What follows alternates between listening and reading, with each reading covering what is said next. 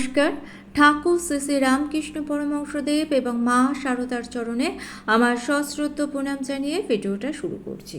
সব কিছু ঠিকই ছিল, আপনার জীবনের আকাশ ছিল মেঘমুক্ত। হঠাৎ কালো মেঘে সব কিছু ঢেকে গেল, চতুর্দিক অন্ধকার হয়ে গেল। কি করবেন আপনি? হঠাৎ বিপদে ঘাবড়াবেন না। বিপদ যখন আসে তখন তো একা আসে না, সাথে করে দলবল নিয়ে হাজির হয়। আপনাকে অস্থির অশান্ত করার চক্রান্ত করে তারা। আর এখানেই আপনার জীবনের পরীক্ষা। আপনার চারিপাশের বাতাবরণ যতই নেগেটিভ হোক না কেন, যতই অন্ধকারে আচ্ছন্ন হোক না কেন, এসবের মাঝখানেও আপনার মনের মধ্যে সেই উদ্দীপনা থাকতে হবে, আপনার মনে সেই বিশ্বাস থাকতে হবে যে যতই বিপদ আসুক না কেন আপনি ঠিক তা পার করে যাবেন। কিন্তু তা কিভাবে সম্ভব? এই উদ্দীপনা তখনই সম্ভব যখন আপনার মন শক্তিশালী হবে। বিজ্ঞানীরাও পর্যন্ত মনে করছেন যে কোনো ব্যক্তিকে শৈশব থেকে আধ্যাত্মিক চিন্তায় উজ্জীবিত রাখলে মানসিক রোগের প্রকোপ অনেকটা কমে যায়। মানসিক দিক থেকে সে অনেক বেশি শক্তিশালী হবে।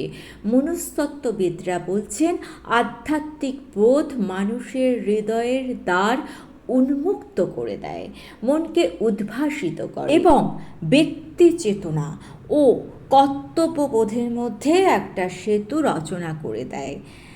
সে আবেগপ্রবণ হয়ে পড়ে না। বিপদের সময় ঘাবড়ে না গিয়ে দুটি জিনিসের অত্যন্ত প্রয়োজন। প্রথমত আবেগকে নিয়ন্ত্রণ করা এবং প্রয়োজনীয় কর্তব্য পালন করা। যারা আধ্যাত্মিক হয় তারা এই দুটো কাজ খুব ভালো করতে পারে। তার কারণ কি বলুন তো?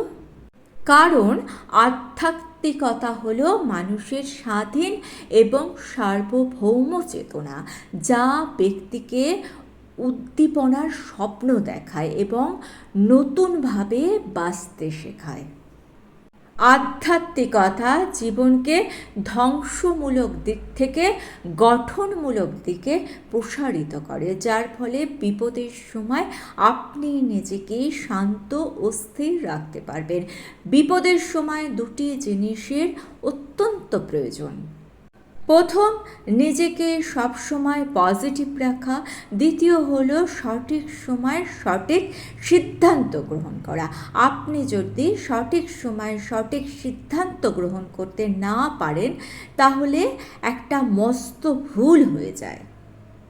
আধ্যাত্মিকতা আপনাকে সেই সিদ্ধান্ত নিতে সাহায্য করবে, কিন্তু আপনি আধ্যাত্মিক হবেন কিভাবে?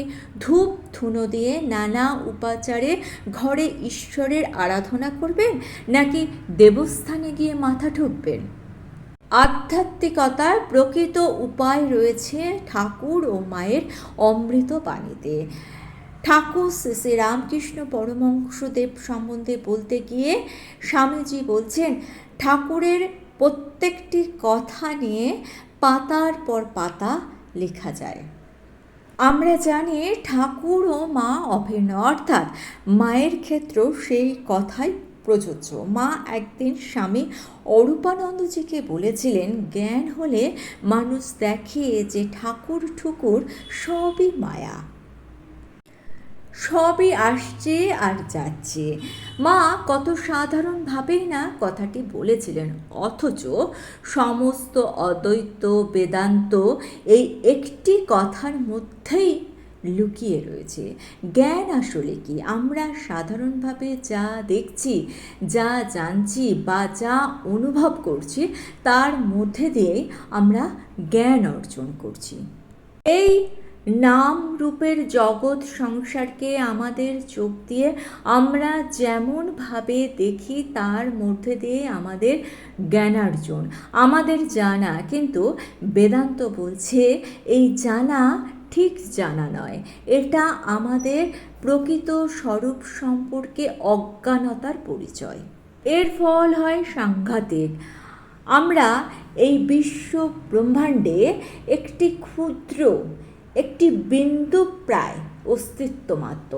আমাদের বাইরে একটা বিরাট জগৎ রয়েছে, অন্যদিকে আমাদের অনেক অভাব রয়েছে, অনেক চাহিদা রয়েছে, আর আমরা ভাবছি আমাদের অনেক কিছুই নেই যা আমরা বাইরের জগৎ থেকে অর্জন করতে পারি, আমরা পেতে পারি।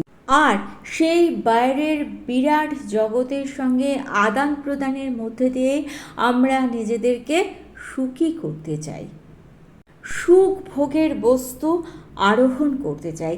এই কামনার জন্যই আমরা সারা জীবন কাজ করে চলেছি, ছুটে চলেছি। আমরা কিছু ভালো কাজ করছি, আবার কিছু খারাপ কাজও করছি। ভালো কাজের ফল হয় ভালো, আর কুকর্মের ফলে আমরা পাপ অর্জন করছি। এর ওপর ভিত্তি করেই আমরা একের পর এক জন্ম লাভ করে চলেছি। আর ঠিক এটাই হলো কারণ যার জন্য আমরা এই জন্ম মরণ সংসারে পাক খেয়ে যাচ্ছি।